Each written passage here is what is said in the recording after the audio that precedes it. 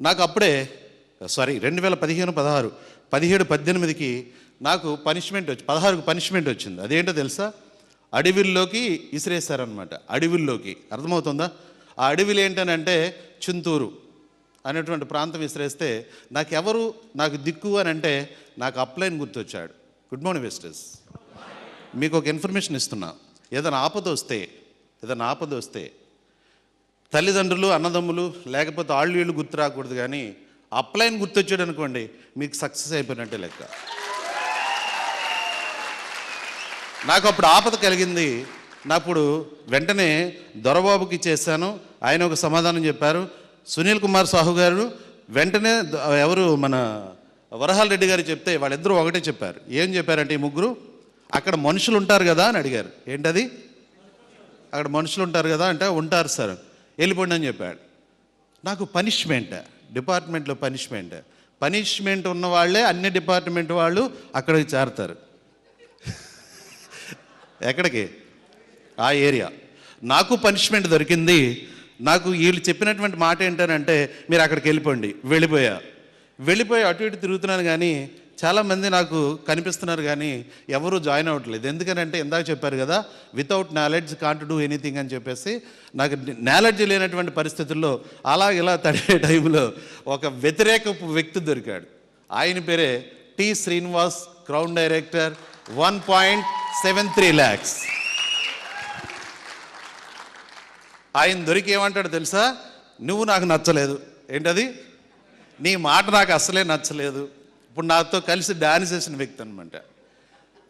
అలా వ్యతిరేకమతో స్టార్ట్ అయినటువంటి నా లైఫ్ ఇప్పటికీ 37,000, నియర్లీ 38,000 అయిపోయి ఉంటుంది చూస్తే. 38,000 పీపుల్స్, 38,000 డిస్ట్రిబ్యూటర్స్ నా లైఫ్ లైన్లో ఉన్నారు. ఇప్పుడు అర్థమవుతుందండి? అలా నా కెరీర్ స్టార్ట్ అయింది. ఇప్పుడు నా ప్రెజెంట్ 91 రూపీస్తో స్టార్ట్ అయ్యి నియర్లీ 48 lakhs తీసుకొని టీడీఎస్ 1 lakh అబౌవ్ 1.5 lakh ఎంతో కట్టాను నేను. వెస్టేజ్ డిపార్ట్మెంట్ సైడ్ నుంచి 43,000 కట్టా. ఏది ఎక్కువ ఉంది? Thank you very much. ఇది నా లైఫ్. అయితే విషయం ఏంటంటే, ఒక బ్యూటిఫుల్ ఇన్ఫర్మేషన్ ఇవ్వాలని మీ ముందు నిలబడ్డాను. Future of Vestige, future of network marketing. సరిగ్గా వినండి. నాకు పిచ్చెకి ఎందుకు తిరుగుతున్నాను తెలుసా? నా బ్లడ్లోకి వస్తే వెస్టేజ్ కార్త తప్ప డిపార్ట్మెంట్ రాదు. రైట్. ఈ టైం ఏంటంటే, ఇలా ఎందుకు నేను ఇంత స్పీడ్గా ఉన్నాను, లేక ఇంత కసిగా ఉన్నాను ఎందుకని అంటే, సరైనటువంటి అవగాహన లేకుండా, సరైనటువంటి సపోర్ట్ లేకుండా, ఇది నిజము అని తెలియకుండా మనం ఎలా పడితే అలా వెళ్ళిపోతే అది సక్సెస్ కాకపోతే మన జీవితం నాశనం అయిపోద్ది. అవునా కాదా? సో ఇంత స్పీడ్గా, ఇంత కసిగా ఎందుకున్నానంటే, ఇప్పుడు విన్నానండి, నేను సబ్జెక్ట్లోకి వస్తాను. అన్నీ కూడా ఇప్పటికే డైరెక్ట్ సెల్లింగ్స్ అన్నీ కూడా 2016 నాటి పరిస్థితిని బట్టి కనీసం ఒక 3,000 నెట్వర్క్స్ మన ఇండియాలో పరిపాలిస్తున్నాయి. ఎవరిని పెడితే వాళ్ళు చేయి పట్టుకుంటున్నాయి, ఎవరిని పెడితే వాళ్ళు కాళ్ళు పట్టుకుంటున్నాయి, అందరినీ కూడా తీసుకొచ్చేస్తున్నాయి. ఏదో దాంట్లో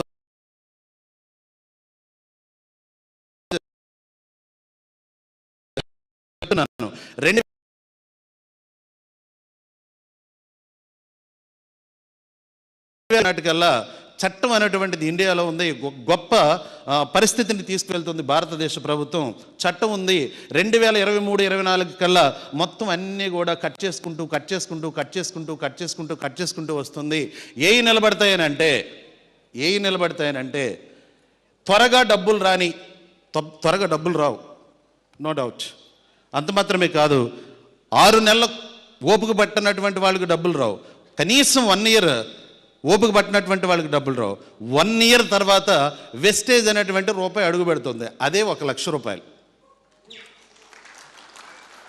చాలామంది వెంటనే డబ్బులు వచ్చేసే వాటిలో జాయిన్ అవుతారు.